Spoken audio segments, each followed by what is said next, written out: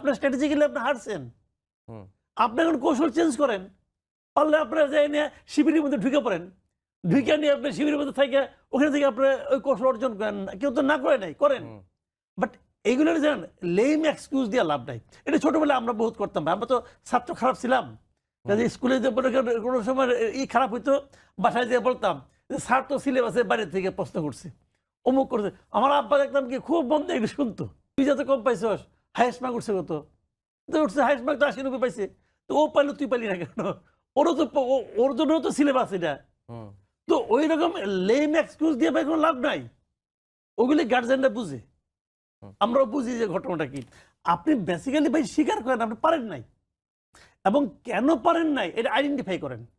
Simple কথাটা কিন্তু একদম সিম্পল। আপনি কেন পারেন নাই এটা আইডেন্টিফাই করেন। যদি আপনি আইডেন্টিফাই করেন তাহলে আগামীতে কম্পিটিশনটা ভালো হবে। হয়তো তখন আপনারা আরো ভালো কোনো স্ট্র্যাটেজি নিবেন, নিয়ে আপনারা ভালোভাবে জিতবেন। কিন্তু সেটা আমি কোনো লক্ষণ দেখতেছি না। আমি কোনো লক্ষণ দেখতেছি না। লক্ষণ দেখতেছি না এই কারণে যখন নাকি সিনিয়র লিডাররা তাদেরকে উস্কাইয়া দেয়। হুম। তোমরা বলো। যদি মনে করেন স্থায়ী কমিটি একজন সদস্য বলতেছে যে এই নির্বাচনে কারচুপি হয়েছে, তাহলে এখন ওরা কি বলবে? তাই তো।